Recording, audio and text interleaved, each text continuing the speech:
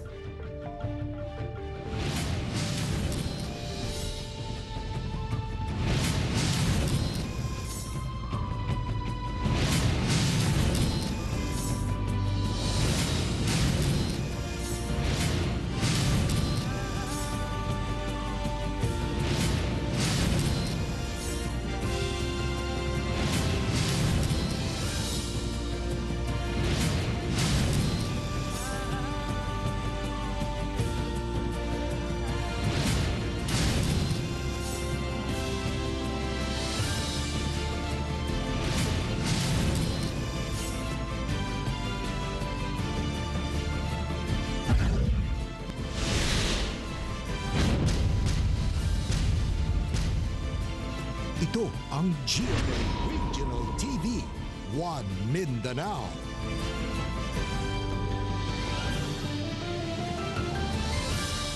May hapon Mindanao, kini ang GMA Regional TV 1 Mindanao. Hatod namo ang pinakadagkog, pinakulahing balita sa Mindanao. Ako si Teko Campo. Sara Hilomen Velasco. Real Soroche, live gikan dinhi sa GMA Davao Complex. Human napasar sa first reading sa Davao City Council ang COVID-19 immunization program. Kitakda ang pagpahigayon og sagunsong committee hearing kalabot ini. Ang detalye sa report ni Sheila Vergara Rubio. Karong Enero 11 ug Enero 14, gitakda ang pagpahigayon og committee hearing alang sa giduso sa konseho nga ordinansa kalabot sa COVID-19 immunization program. I-live kini sa Facebook aron makapangutana ang mga Davaoenyo.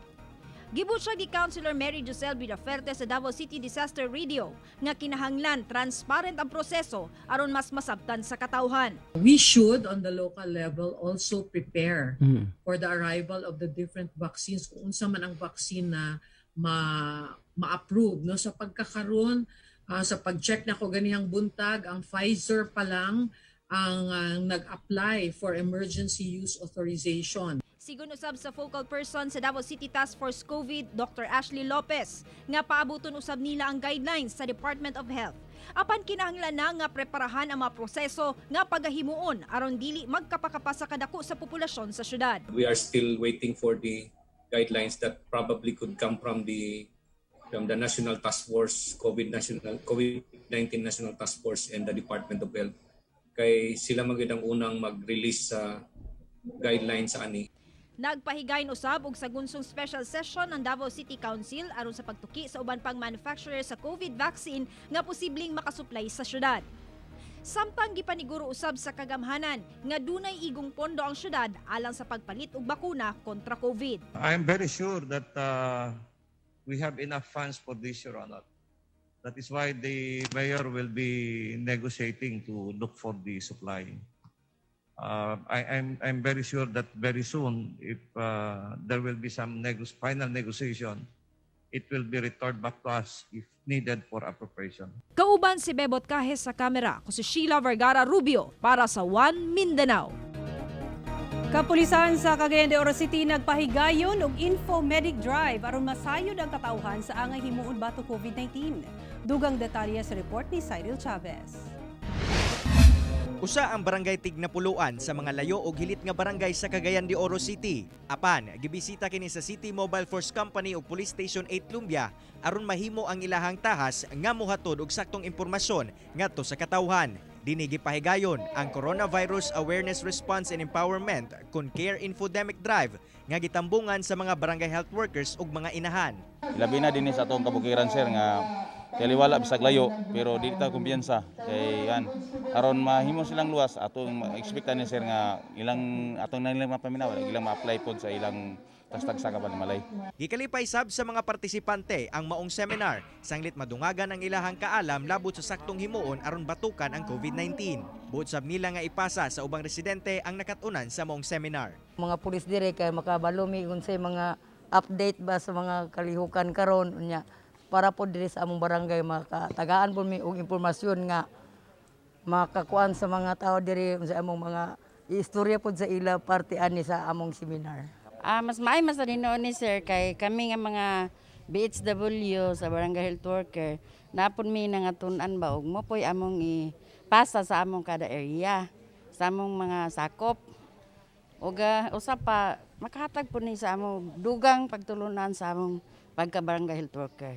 Buot ipadayon karon sa Lumbia Police Station uban ang CMFC ang infodemic drive sa uban pang mga hilit nga barangay sa syudad. Kauban si James Yap sa kamera. Ako si Cyril Chavez para sa One Mindanao.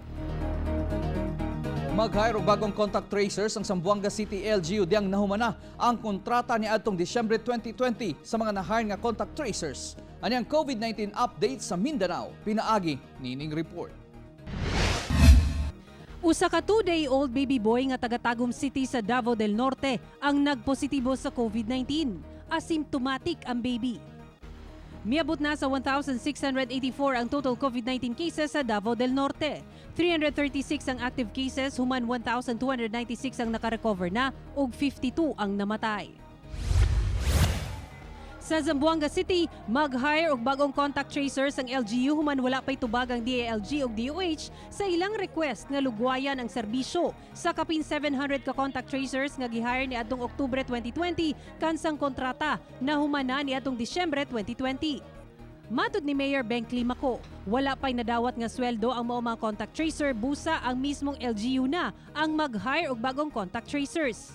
Miabot na sa 3,722 ang total COVID-19 cases sa Zamboanga City. 125 ang active cases, human 3,425 ang nakarecover na ug 172 ang namatay.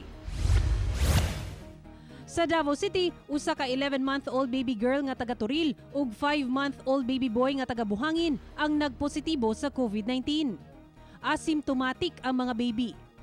Samtang ikalima ang Davao City sa dunay pinakadaghan og new COVID-19 cases kagahapon nga anaa sa 54.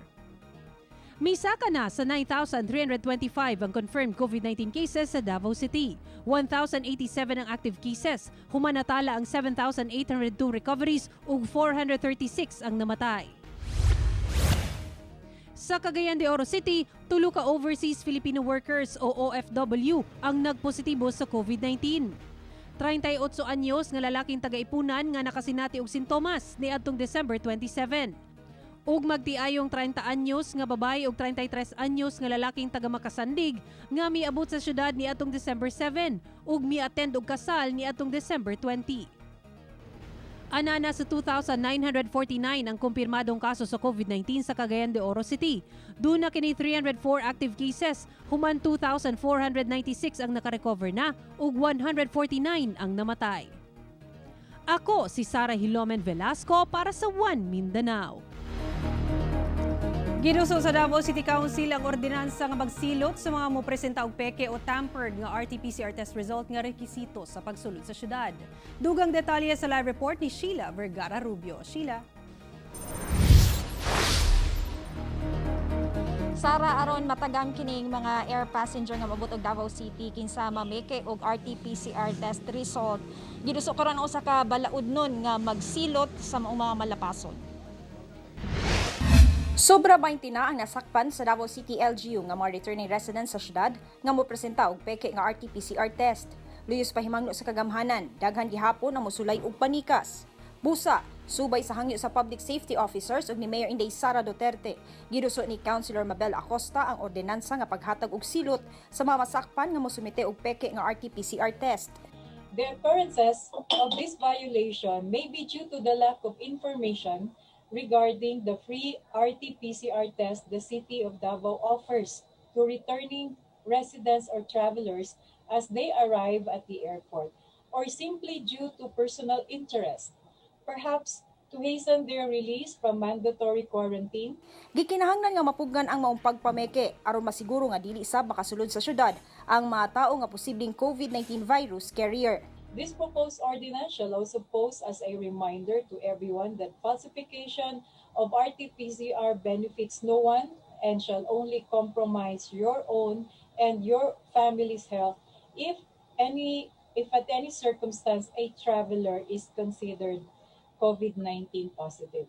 Sa post usab sa enkargado sa City Tourism and Operations Office, ang mga nakasuhan nga naghatag og peke nga RT-PCR mamahimong magpiyansa og kutob 42,000 pesos alang sa kasong falsification ug tampering nga gipasaka batok kanila.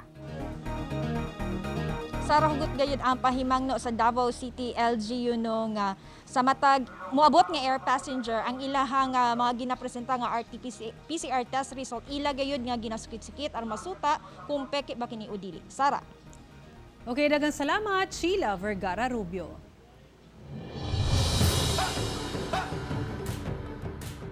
Duha ka sundalo gipusil patay sa managlahing lugar sa Mindanao. Ano ang report ni Cyril Chavez? Patay ang sundalong si Technical Sergeant Joseph Caturan, 46 anyos, sa sulod sa ilang kampo sa 54th Engineering Brigade sa Philippine Army sa Barangay Kabatangan, Zamboanga City. Nakahiagom kini og samad pinusilan sa ulo diyang napalgan. Sospek sa krimen ang kaubanan ni ining sundalo nga si Private First Class Herbert Antonio, 31 anyos, nga giingong hubog niadtong tungura. Matod sa kapulisan, naglalis kuno ang sospek og biktima human milapaw ang tubig sa tangke sa barracks kung asa naka-assign ang sospek. Pero hubog kuno kini diyang nag-duty hinungdan sa paglapaw sa tubig. Didto na gipusil sa sospek ang biktima sa ulo sa ikaduhang higayon. Nakuha gikan sa crime scene ang duha ka empty shell sa 9mm pistol. Gilayon sab nga misurrender ang sospek sa Santa Maria Police Station 7. Murder ang ipasakang kaso batok sa sospek nga posible sab madismiss sa serbisyo. Tungod niini, usa sa mga lakang sa 54th Engineering Brigade aron dili na masubli pa ang hitabo, mao ang pagdeposit sa mga issued firearms kung nakainom ang usa ka sundalo. Duna sab sila Mental Health and Resiliency Office alang sa mga sundalong dunay problema. Sa Wao, Lanao del Sur, patay sab ang sundalong si Corporal Arnacil Esmael, miyembro sa 5th IB. Human gipusil sa wala pa mailing sospek sa Purok 7 West Kilikili. Sa investigasyon sa kapulisan, miadto kuno ang biktima sa balay sa iyang uyab diyang gipusil kini sa bandang kusina sa mong balay. Nakayagom og igo pinusilan sa dughan ang biktima ug gidala sa ospital apan dead on arrival na kini. Nakuha gikan sa crime scene ang 7 ka empty shell sa 9mm ug usa ka government issued firearm nga caliber 45 ug mga bala. Matod sa kapulisan, ang gulong love triangle o may kalabutan sa trabaho ang posibleng motibo sa krimen. Ako si Cyril Chavez para sa One Mindanao. Ikaduhang adlaw sa haya sa patayng lawas sa flight attendant nga si Christine Dacera sa General Santos City, limitado lang ang makabisita. Atong sayron ang detalye sa live report ni GMA Regional TV News Stringer Gary Balantay. Gary. Yes, real. Apri lamang alang sa kabat na iungsod na igala sa Dacera ang haya ni Christine din sa General Santos City. Dili gihapon gitugutan makasulod ang bisang kinsa nga mobisita sa haya ni Christine Dacera sa St. Peter Chapel sa Jetsan. Limitado lamang kini sa mga kabanay o gigala ni Christine ug sa ilang pamilya. Una makasulod sa haya, kinahanglan mutuman sa health protocols. The family decided na yung stay ng visitor will only be limited to 15 minutes during peak hours, no, para mapagbigyan natin ang lahat, no.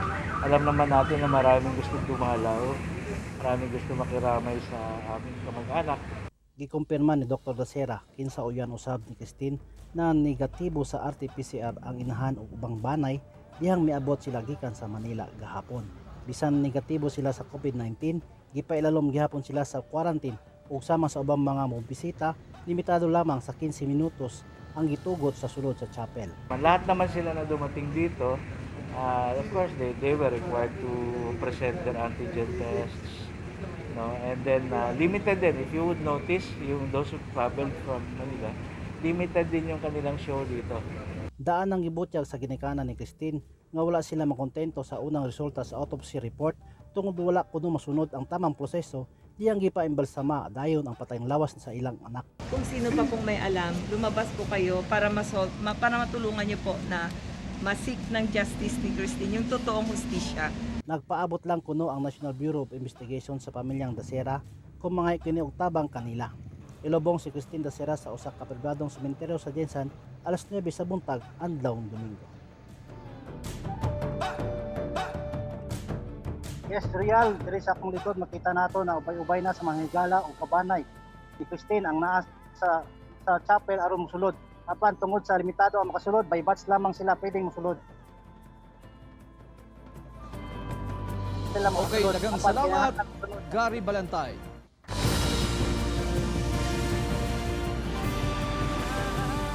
Ito ang GMA Regional TV, One Mindanao.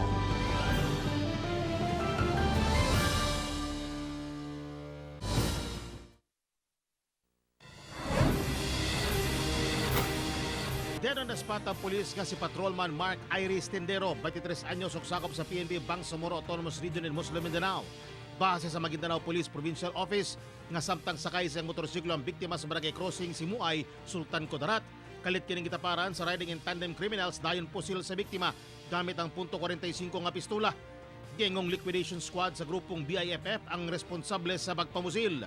Padayon pang investigasyon sa kapulisan sa mong insidente.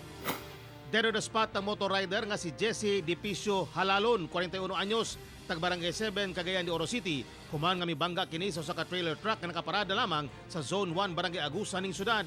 Gikan sa Hingoog City ang biktima tungod mitambong sa lubong siyang inahan ug mibiyahe na pauli na unta silang balay sa Barangay 7 diyang nitubo ang insidente. Dakong samad sa ulo hinungdan siyang kamatayon. Wala na makapalagpa kining si Annalisa Camara. Human gidakop sa mga responding sibilyan sa Pagilian City. Human gikawat karon niini ang mga alahas ug pitaka sa iyang customer nga si Edna Lumipos sa Purok Upper Silang, Barangay Balangasan ning syudad. Nagpaila kuno kining masahista og nagabaligyag ointment ug haplas dala hilot. Gipahubo kuno ang mga alahas sa biktima aron kuno walay sabod sa paghilot. Diyang nananghid nga mangihi ang sospek, nabantayan sa biktima nga nawala na ang iyang mga gamit, hinungdang nagpakitabang kini sa mga silingan ug nadakpan ang suspitsado. Patay si Franco Tinajeros, 44 anyos, human kini gitigbas yang kainom nga nailang si Roger Torres, 42 anyos sa sitio Biernisan, Barangay Tuwak, Matanao, Davao del Sur. Nadala pa sa ospital si Tinajeros apan namatay gihapon kini. Base sa investigasyon sa kapulisan, lango kuno sa ilim ng makahubok ang duha ug posibleng nagkabikil hinungdan sa pagpanigbas. Padayon pang gipangita sa kapulisan ang sospek kinsa nakasibat human sa krimen. Gipagawas na karon sa Cagayan de Oro City LG ug simbahan ang mamahimong rota sa motorcade sa Black Nazarene. Sayron ta ang dukang detalye sa live report ni Cyril Chavez. Cyril. Yestek apan pahimangno sa lokal nga kagamhanan ug sa simbahan ngadto sa mga deboto nga dili motambong aron malikayan ang transmisyon sa COVID-19. Karong kanselado ang naandang traslasyon sa Puong Nazareno sa Cagayan de Oro City tungod sa pandemya. Mismong ang simbahan ang nagpropose sa Cagayan de Oro City LGU nga magpahigayon na lamang og motorcade nga giaprubahan sa lokal nga kagamhanan. Ug aron malikayan ang pagdagsa sa mga deboto, ipahigayon ang motorcade unyang alas 10 sa gabi. Isuroy ang Puong Nazareno sa nagunang kadalanan sa Cagayan de Oro City. Sa mong paagi kuno, makontrol ang deboto sanglit bawal na mugawas ang mga tao tungod sa curfew hours. Alas 10 or alas 10 sa gabi. Buot pasabot na kung curfew hours na, although ang mga taxi-taxi okay na sila pero dili sila mamahimong i-allow nga mag-uban sa motorkada. Gani sa gawa sa Nazareno Parish, gipapahawa sa mga personahe sa Roads and Traffic Administration ang mga manindahay aron malikayan ang pagtapok-tapok atol sa adlaw sa kapistahan karong Enero 9. Sa gipagawas nga ruta, magsugod ang motorcade sa Nazareno Parish, moderetso kini sa CM Recto Highway, mag-right turn sa Corrales Extension, unya mag-left turn sa Gaabukayan Street, left turn dayon sa Julio Pacana Street hantod CM Recto Highway, mag-right turn sa CM Recto Highway, dayon mag-left turn sa RN Pelaez Boulevard hantod Vamenta Boulevard, ug left turn sa Gaerlan Street o Isalina Bridge. Ato ning tinud-on kay sa motorkada naaman tay mga mabilin nga mga personahe nga mao gyud itawag nato ni mga sweeper nga magtan-aw sa distansya sa motorkada ug unsa pod ang ilang pwede mabuhat regarding sa mao nga nag-appeal sila sa kuan kay gibawal man ginato ni. Samtang sa Zamboanga City, dili usab madayon ang prosesyon sa pinakakaraang imahe sa Black Nazarene sa Immaculate Conception Cathedral sa syudad. Ang pamilya Guanzon nga naggunit sa puon, tradisyon na kuno nilang ginadala sa katedral ang puon. Apan tungod sa pandemya, may abiso na ang parish priest nga walay mahitabong prosesyon inay himuon na lang ang novena matag gabi hangtod sa kapistahan sa puon. Hindi pwede ito magpunta doon kasi pag magprosesyon, parang manalang maraming tao na hindi man pwede kita ngayon.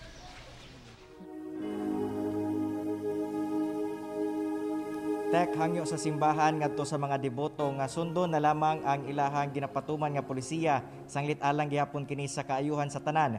Dugang apela sab nila ngadto sa mga deboto nga likayan ang mga senior citizen ug mga bata nga motambong sa simbahan o moadto sa mga simbahan aron motambong sa mga misa ug mga adlaw atol sa kapistahan. Tek. Okay, daghang salamat, Cyril Chavez.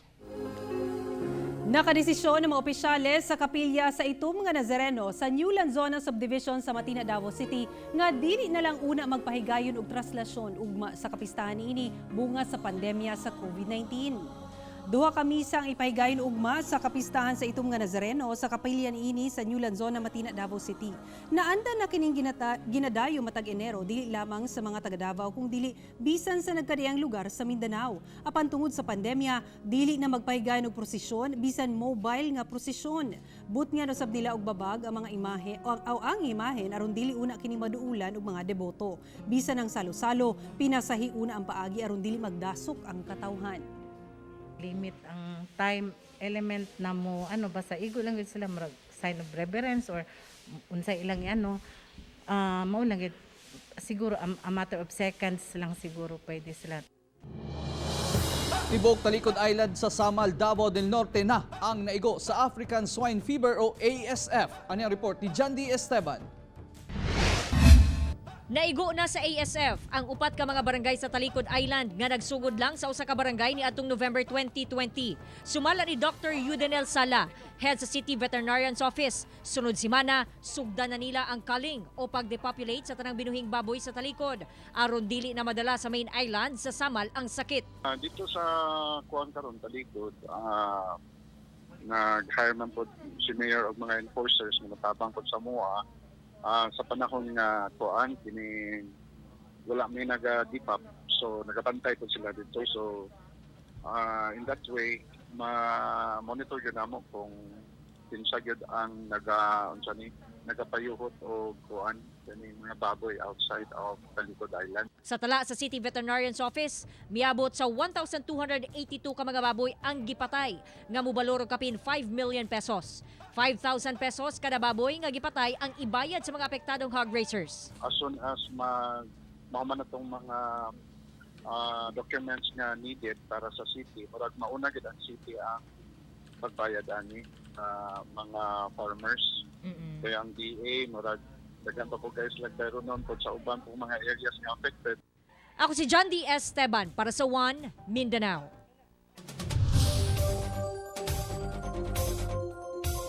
Usa ka low pressure area ang namonitor sa Pag-asa samtang Intertropical Convergence Zone o ITCZ ang paday nakaapekto sa tibok Mindanao. Alas 3 kaginang kadlawon, may sulod sa Philippine Area of Responsibility ang LPA nga naa sa 285 kilometers sa sidlakang bahin sa Davao City. Pansumala sa Pag-asa, wala kini direktang epekto sa panahon sa Mindanao o gamay ang posibilidad nga mamahimo kining bagyo.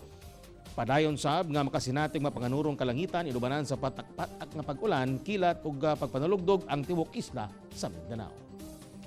Makasinati kita og medyo improving panahon compare gahapon nga may patak-patak gahapon nga mga pagulan-ulan, dalugdog og kilat tungod sa Intertropical Convergence Zone. Ang ato ang katawhan gipahimangnuan sa ang mabinantayon, alerto sa mga posibleng mga pagbaha, landslide.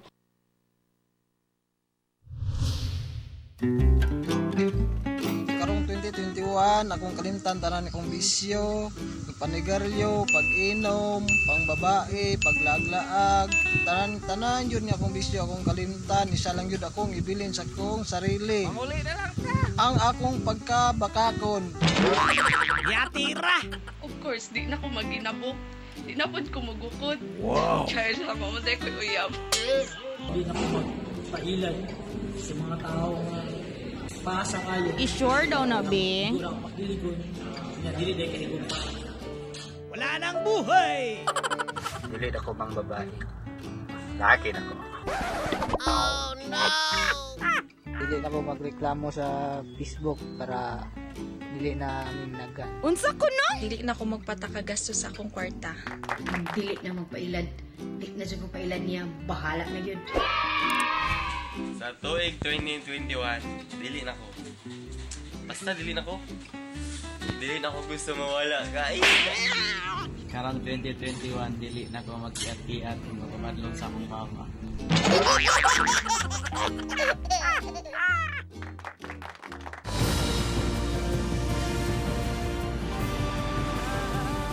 Ito ang GMA Regional TV, One Mindanao.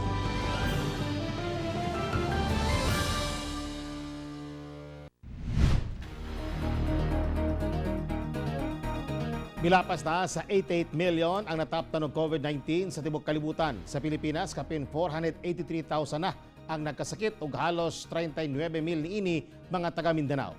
Miabot na sa kapin 88 million 60,000 ang dunay COVID-19 sa tibok kalibutan. Sobra 49,109,000 na ang recoveries ug sobra 1,898,000 ang namatay. Samtang 1,776 new COVID-19 cases ang natala sa Pilipinas karong adlaw. Busa 483,852 na ang kinatibuk ang ihap niini. 25,158 ang active cases, dihang 449,330 ang recoveries ug 9,364 ang namatay. Ug sa Mindanao, 38,999 ang naigo og COVID-19, 3,509 ang active cases, human 33,975 ang naayuna ug 1,515 ang namatay.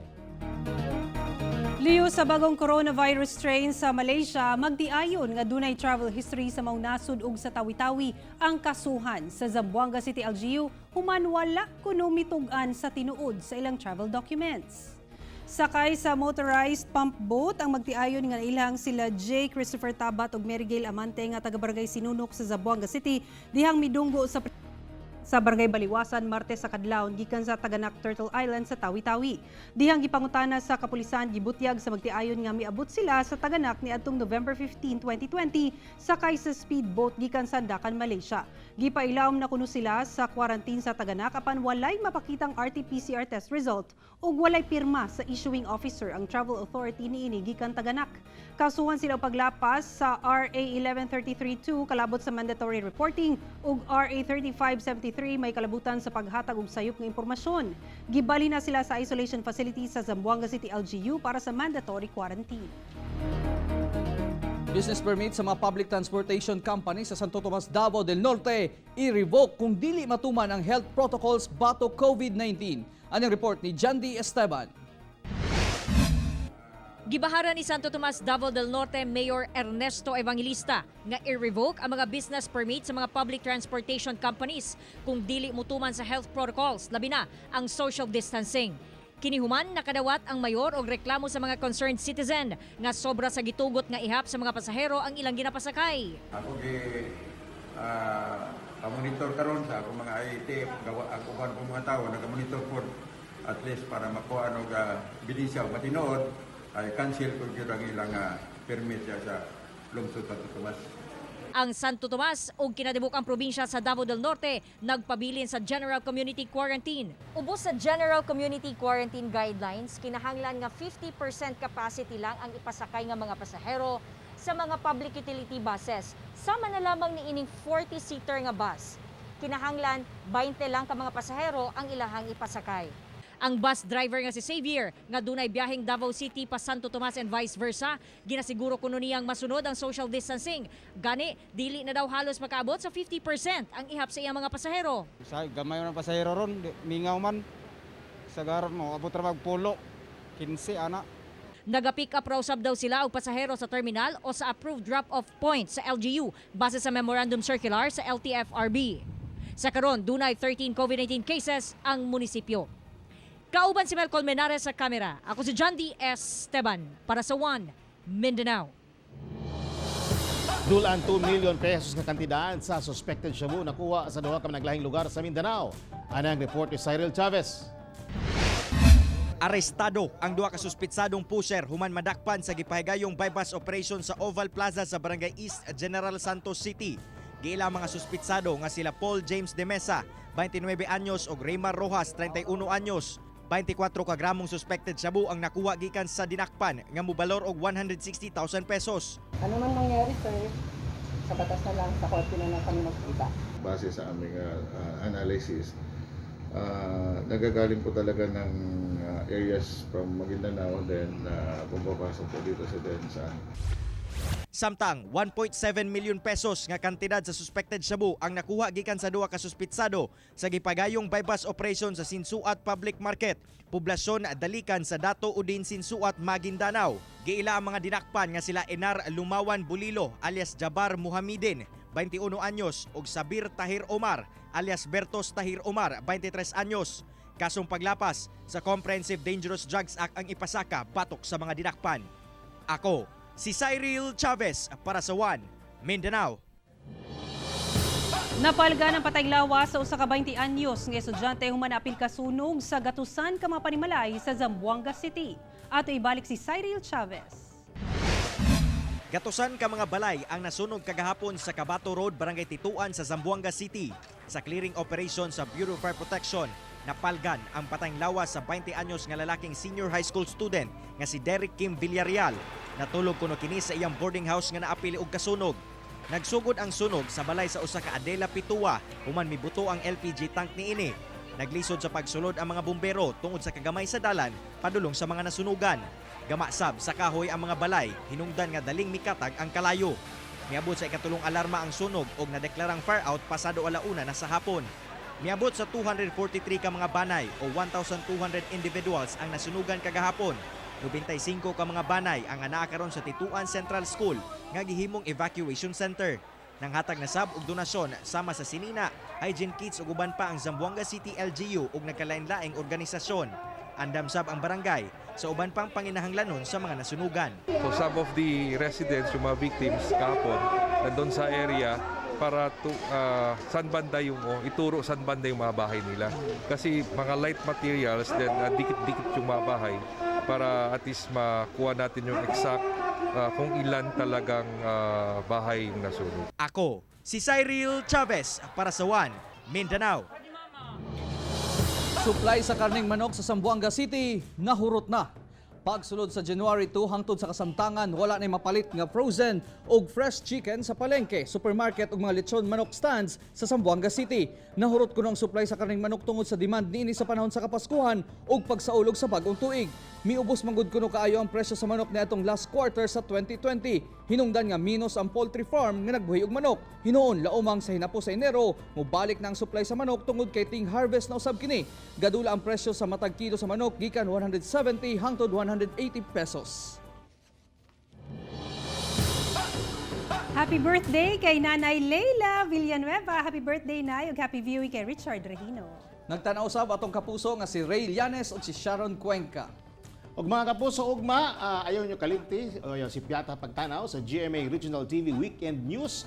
Alas 10 ka na sa gabi sa GMA News TV. Mga kapuso, way puwa sa among paghatod og balita. Bisitahin www.gmaregionaltv.com ug mag-subscribe sa official YouTube channel sa GMA Regional TV. Busa mga kapuso, ayaw po lahi sa madagkong balita sa nagkadaing rehiyon sa nasod, subscribe na. Ug mo katumulhing balita sa Mindanao karong adlaw. Ako si Rian Soroche. Daghang salamat sa inyong kanunay nga paguban kanamo matag adlaw. Ako si Sara Hilomen Velasco. Tungod ang mga balita sa atong palibot, importante alang kanamo. Kini ang GMA Regional TV 1 Mindanao. Tek Ocampo, buong puso para sa Pilipino. Happy weekend!